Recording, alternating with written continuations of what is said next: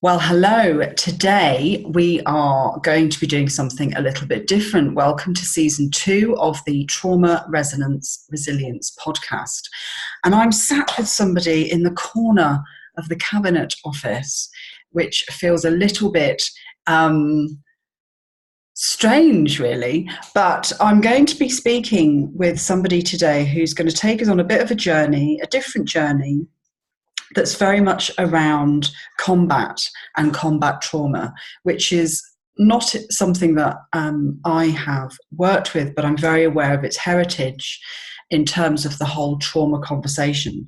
So just by way of some introduction, I'm speaking with David Richmond, who is the Director of the Office for Veterans Affairs, and he's based in the Cabinet Office, and we're going to have a deep dive conversation around a whole range of things that I don't even know yet. So, David, hello. Hello. It's very nice to speak to you. It's very good to speak to you, and I think it's worth just pointing out to the listeners that we met in Cedar Rapids in Iowa at the Resilience Symposium, September 2018.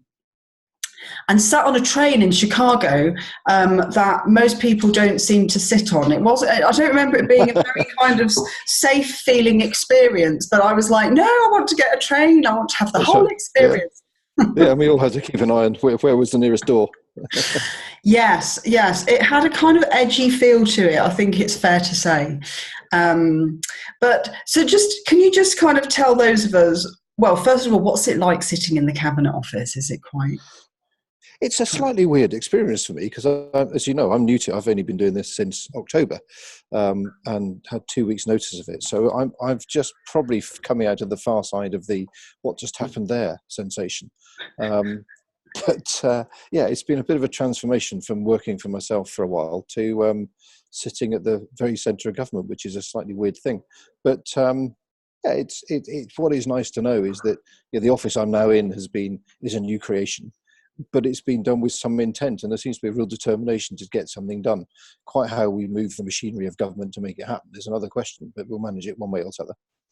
Yeah, and that word intent. So what is the intent? What's the idea behind setting up that space? I think for many years, well, for history until today, until very recently, there has been no focal point in government for Veterans Affairs. And we're sort of unusual amongst the Western nations in that. And it's because the UK, and I think quite rightly, looks on people who have served as civilians, and they treat them and they use civilian services. So we're very unlike, let's say, the United States, who have an entire veterans agency that looks after lots of affairs for veterans. But the challenge in that has been there's been no one place either to champion for Veterans Affairs or to deliver or to ensure that things are being done, and that's what the office has been created to do. And there's a sort of the long-term vision, which I think is a really good one. It was done long before I came into post, so I can take no credit for it. Is to make the United Kingdom the best country in the world to be a veteran. And I think that's a really good aspiration. And why wouldn't we try and get there? Because I think if you're going to have a vision, it might as well be an ambitious one. Because if it's not an ambitious one, then don't bother. Yeah, and in terms of thinking about trauma as a point of interest, what's interesting to me about that is thinking around what sits underneath the UK not having done that. Why did that happen in America? Because when we were in the States, one of the things I became very aware of was how integral it was to the trauma conversation and how important and how lacking in knowledge I was about the whole area. Well, I think fundamentally we're structured differently to somewhere like the States in that if you go right back to the beginning, the President of the United States is the Commander-in-Chief, and therefore can make decisions which fundamentally affect or could fundamentally affect day-to-day business in the armed forces. The Prime Minister is not the Commander-in-Chief of the UK Armed Services. So we're starting in a different place, I think, constitutionally and in legal terms. But also I think we've always seen people join the services, do their bit, and then move back into civilian life and carry on as normal, I suppose, is a sort of motherhood and apple pie sort of approach to it. But of course, what we've found over many years is that combat operations have an impact on people. And the impact is in a unique environment. And when I say unique, I mean it's so fundamentally different from what the average civilian in the United Kingdom would experience on a day-to-day basis, and quite rightly so, because that's why you have armed services to go and do this stuff, and therefore there's a degree of additional support required for some people. But I would say actually somewhere between 85 and 90% of people who leave the armed forces and go on to lead thoroughly successful and independent lives, and you never hear about them. So those who are impacted about it are very much in the minority, but they do come often with a very specific set of requirements, I think. And that's where we come to play in making sure that we bind together government departments, the charitable sector, private sector and academia to make the best possible support for this group of people. I mean, I think the figures you sent me were around 10 to 15% have the kind of complex issues that we're more familiar with hearing about post-war. But that's still a significant amount, isn't it? I mean, that's... I mean, that's 10 to 15% of currently 14,500 people a year who move out of the services into civilian society. It's a significant amount. I think part of the challenge is they then disperse across the country. Yes. While 10 to 15% of 14,500 is a lot of people, when you spread them out from the north to the south, east to the west, they disappear. And actually finding good, well-informed support services for them can be quite difficult. So what kind of, for people who don't know, I mean, what kind of issues do people, I mean, I think most people are quite familiar with the connection between homelessness and coming out of services. Are there, and perhaps also the connection between addiction and coming out of services. So is there anything else that you think would be really poignant that's an issue for people?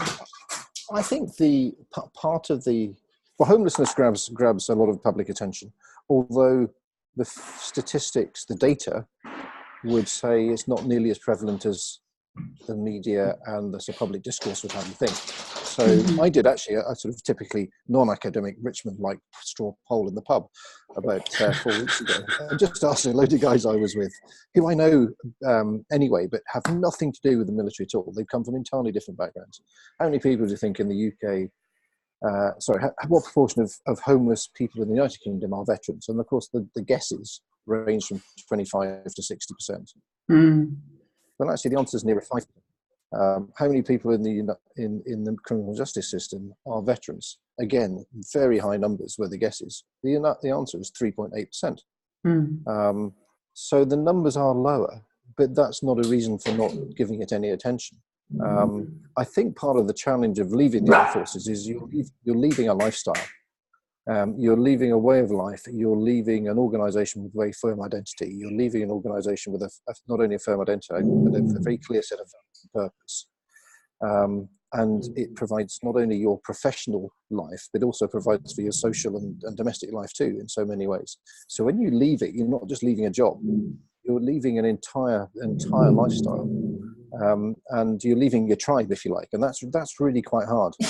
And I think there's an emotional challenge which comes with that. I think there's a fear amongst those leaving the services. They don't really understand civilian life, and I think more can be done to help with that. There's a concern that a lot of people reporting them don't really understand the military human, if you like, and what they've gone through to get to where they are.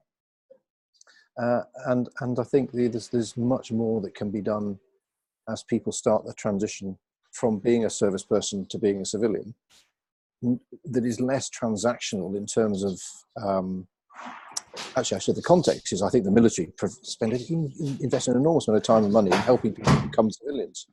But for me, very personal perspective, it's quite transactional. See this person, do that course, fill that form, hand that back. It's that kind of stuff. You go through a process. I think what could help enormously is help people in a sort of coaching sense, understand who they are when they take the uniform off. So you're not a colonel or a captain or a sergeant or a corporal or a private anymore. You're, in my case, you're David Richmond or you're Lisa Cherry or you're whoever, it's you.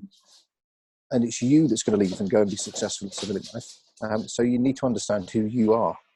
In as much as you ever do, and I'm not sure any of us have got a complete handle on who we are, but get a lot closer. Stop being identified by the badge, by the rank. There's that kind of sense of belonging. And I'm very aware that my dog is really quite agitated at me having this conversation.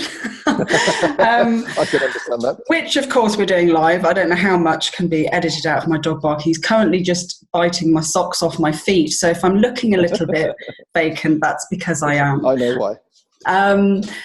So that sense of belonging that comes from that intensity of experience, because it's an intense experience that's very difficult for people who haven't had other intense experiences in a collaborative way, maybe like group therapy or going on some intense team building, or which even those can't compare. But that the thing that really helps you connect and bond with people is the thing that's going to be very difficult, I guess, to emulate, to find, where is your sense of belonging that has that depth of intensity in civilian life.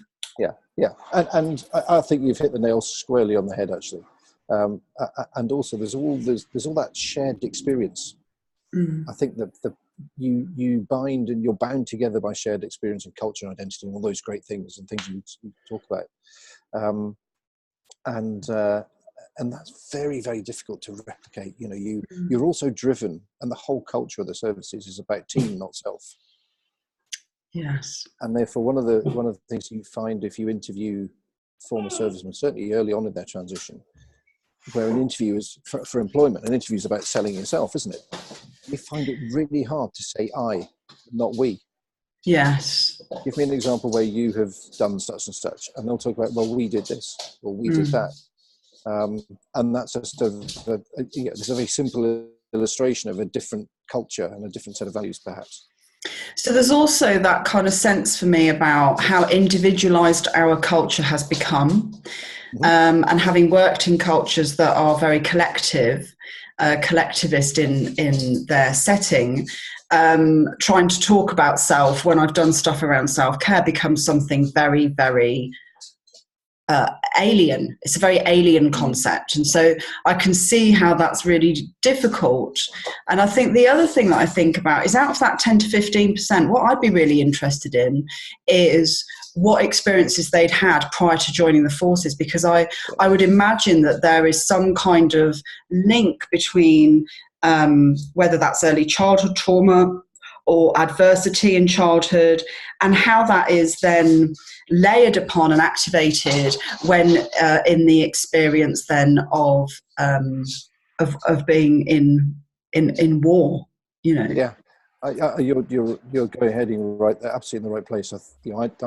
I served. I was in an infantry battalion, and traditionally, infantry soldiers, as with the Army Corps, the artillery, and one or two others, tend to recruit from the more challenging, difficult parts of British society. That's traditionally where, not exclusively, but that's where most guys and girls come from.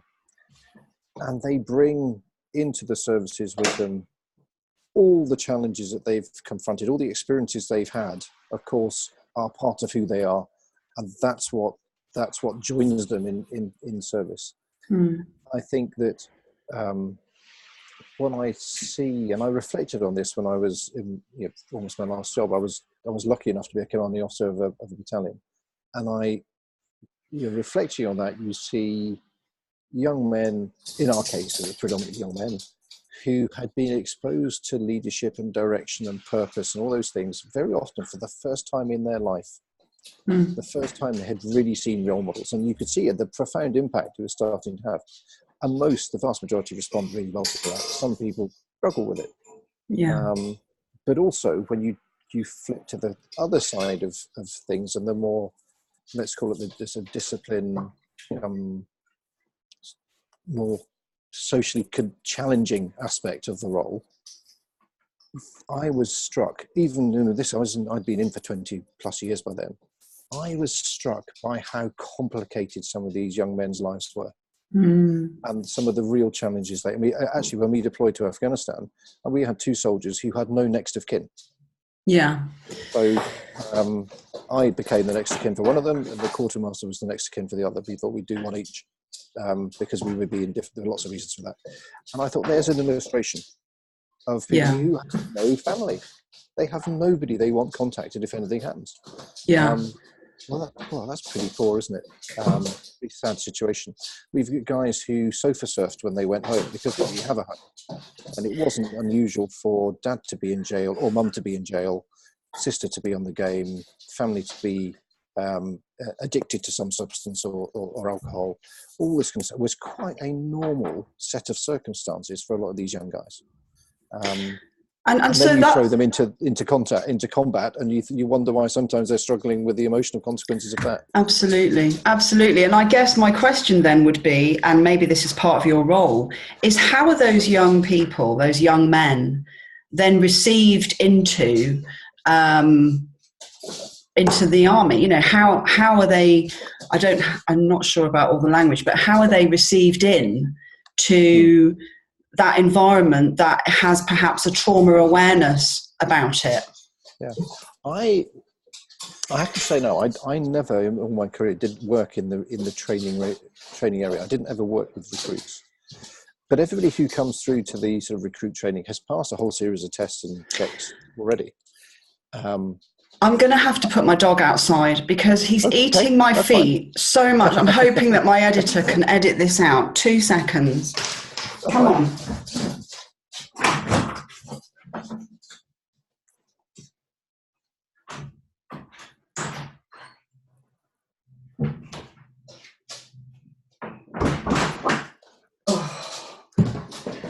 And of course, the next thing is he'll be barking to come back in.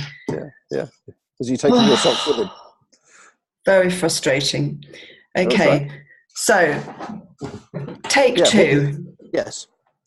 So the guys who I'm not sure, and I'm not sure the extent to which the military training regime or organisation is really aware of the home context of some of the recruits that come in. Now, maybe they're more aware than I think, but I'm not sure. I get the impression they're not as aware as they might be. But all the guys who come through training, and most actually who apply, don't get all the way through training and don't get into training or get out the other side. But all the guys who go through training and into a unit have all passed the same sort of standards and have had the same experiences. I think it's only perhaps later on that you begin to discover, as the guys get out of the training regime into the professional army, the trained army, Navy and Air Force, that there are certain issues that they've been carrying with them. Maybe they've hidden them well or whatever.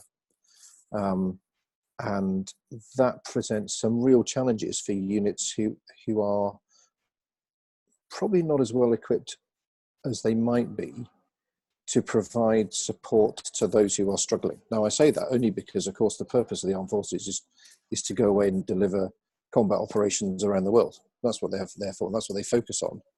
And therefore, that's what they're manned and equipped to go and do. And the sort of social support that might be required, the welfare support to help some people through some of their tricky situations, can be a bit thin in places. And that's a challenge. And it's left to people who try and provide support on the basis of experience rather than necessarily on the basis of any training. And I guess that's going to be something that you'll be able to work on if you're thinking about prevention, because I guess that's partly why you've been put in post. Yeah, I mean, we've got to.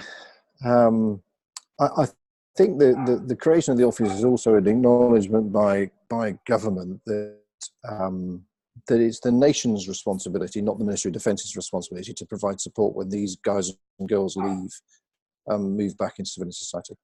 I think part of my role and the office's role is to reach into the services, though, as people are entering their transition period, to understand how well they're being supported through the transition, and therefore to understand what their requirements and what support they might need as they fall out the other end.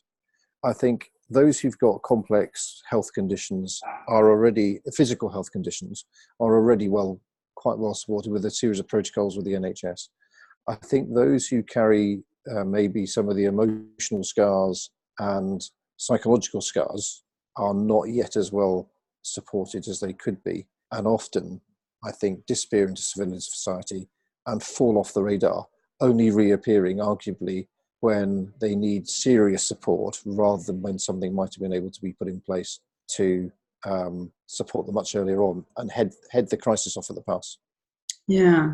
I mean, do you think there's a resistance to understanding the impact of trauma, or that by definition what they're doing is a trauma trigger? I mean, do you think that there is a lack of understanding, or, I mean, because historically it wasn't something that was considered, was it? I mean... No, I think 10 or 12 years ago, there probably was a resistance, not so much head in the sand, but it's always been like this is the way the Army do it, this is the way the Navy and RAF do it, what's the problem type of approach. Now I'm absolutely convinced, and I've seen there is a much, much greater awareness as to the impact of trauma on individuals. I mean, even to a total layman like myself, I remember saying years ago, you can't ask young men and women from a Western society to disappear off to far dusty parts of the world and do and see the things we ask them to do and not think there's going to be an impact. I mean, it just doesn't. I think there's an impact on us all. It's just some people cope with it very well, and some people don't. They really struggle with it. But I'm utterly convinced there's a much greater awareness now than there ever has been of that. And there's a generation of quite senior people, both at unit level and in the sort of headquarters level, who have been through these sort of combat experiences, who really do get it. It's how we support it, I think, is the real challenge, because of course one of the challenges in the military is, quite rightly, it's bottom fed. You come in at the bottom of your organization and you promote upwards, and your promotion is based on your potential, your performance, and your physical and mental robustness and all those great things, because that's actually the important stuff.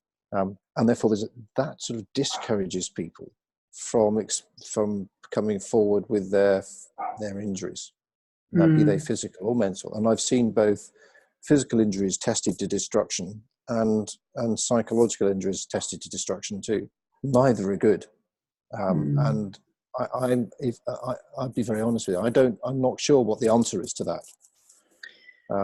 Because I also see at the far end of it, when you're bearing down on your enemy in some dusty part of the world, he doesn't care whether you're physically or mentally robust, or whether you're not feeling good that day, or whether somebody called you a nasty name earlier in the afternoon. He's trying to kill you anyway.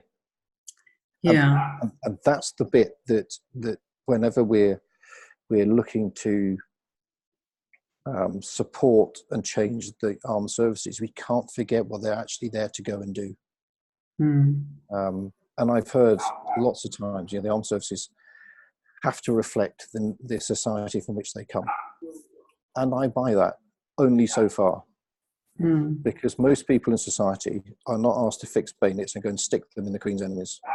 And that's where the armed services differ, and the naval and the Air Force equivalents of that same thing. So while we need to be entirely supportive, we need to understand the challenges of people, and we need to do it. I don't mean in a superficial way. I don't mean that by way of a platitude. We do need to understand that, and we need to provide the greatest possible support. When it gets down to doing the business we're trained to do, we need the most robust, the most fit, and the most highly trained and capable people doing it. Yeah. I mean, what I'm almost hearing is you saying that it's counterproductive and counterintuitive to train people while at the same time being in some way trauma responsive or trauma informed about what might have happened. I think that's what you're saying, and that's really interesting point, isn't it? Yeah. It's a bit of a cleft stick, isn't it? You can't, I think, be a responsible, well-led, and well-organised organisation if you're not all those things. But at the same time, when you get down to the point where the rubber really hits the road on this, you need to be focusing forwards, not backwards. So do you think there's a question there about recruitment and about the recruitment process? Yeah, I mean, I think I said to you when we first met, I'd never heard the term. I had to ask you what ACEs meant. I'd never even heard of it. I mean, well, actually, you could say, well, why would I? But I hadn't even heard it mentioned in conversation when we were talking about the young men and women that we recruit. For me, and that they may have had some adversity. Yeah. Yeah, absolutely. Yeah. I think it was readily accepted that a lot of people struggled with various aspects of military life because of their personal background, but that's as far as it really went. And I think there is absolutely a role and a place for a better understanding of adversity in their pre-military life. Yes. And actually, arguably, their ongoing military life, because of course the family hasn't disappeared in the meantime. And that would inform, I think, be a hugely helpful thing to inform how these people are recruited, supported, and enabled to go. To let them go on and do as well as they can. And I think that's one of the things the military does provide, is a great opportunity for people from the most difficult backgrounds to really go and be successful, whatever success means to them in the context of their military career. I've just attended a leaving the army party for a man who was a lance corporal in my first ever platoon. He served for 40 years. He came from a hideously complicated family background, joined the army at 16, and he's leaving 40 years later, having reached the rank of lieutenant colonel. Brilliant. And those opportunities for people without a qualification to his name when he joined. His school was something that he generally tried to avoid. But he's leaving having got not only been for a lieutenant colonel, he's got 2 degrees and an MBE along the way. Well, blimey, pretty damn good, isn't it? And he's not alone in that. There aren't a huge number of them, because not that many stay 40 years. But there are a number of young men and women who I think have been given great opportunities to really make something. Yes. And they've found the support they get, enabling. But perhaps I'm pretty sure that a better understanding of adversity and how that has affected them in their early life would be a useful tool for the military to have.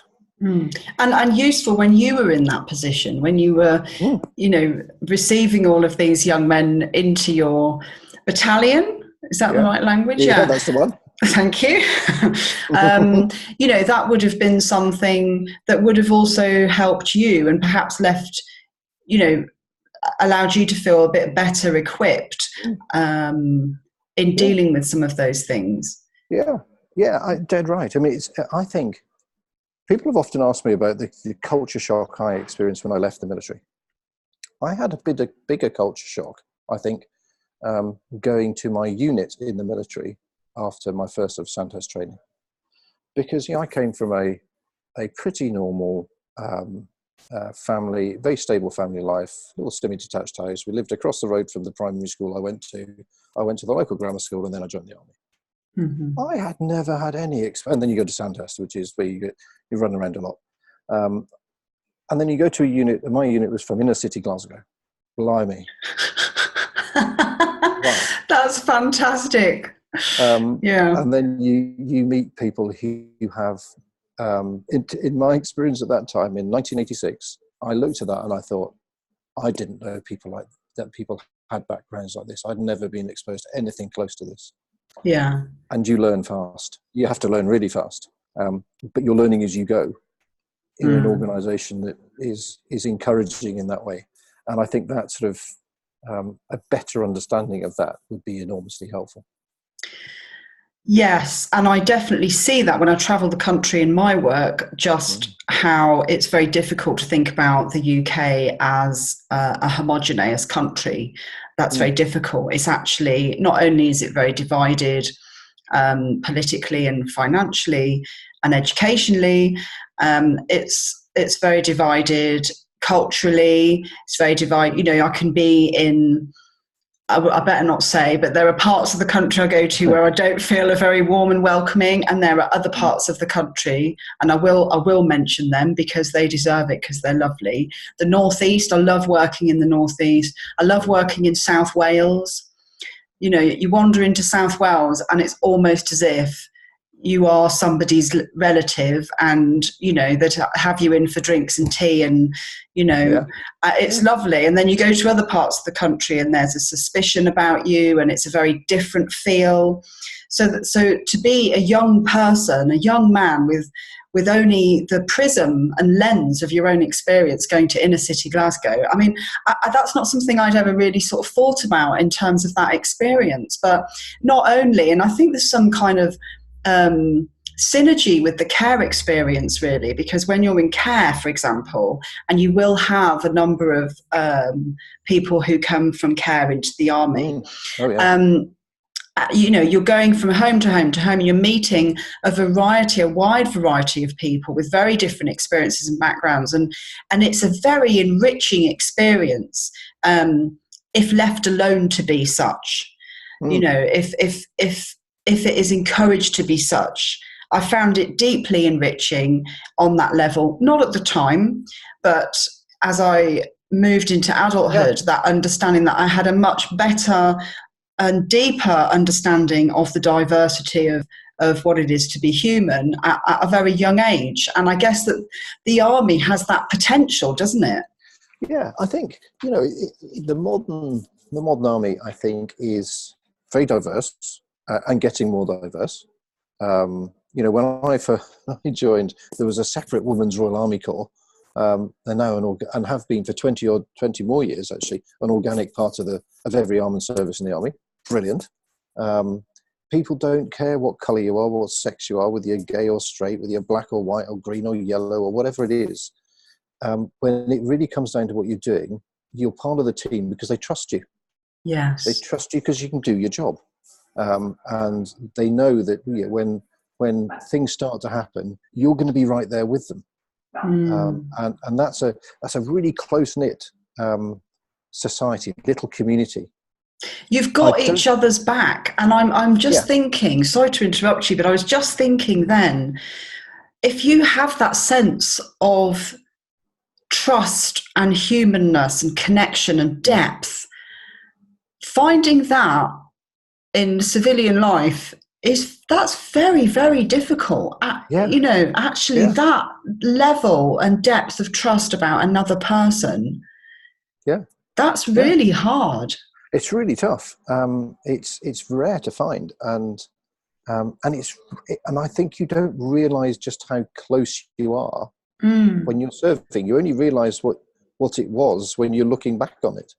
And you were in your developing years. I mean, if you were under 25 to 30, you were still in your developmental period, so all of that's being hardwired into you, which also explains, I guess, some of the challenges if that transition hasn't been managed well. And I don't just mean the transition of coming out of the army, but the transition into adulthood, the transition into moving around.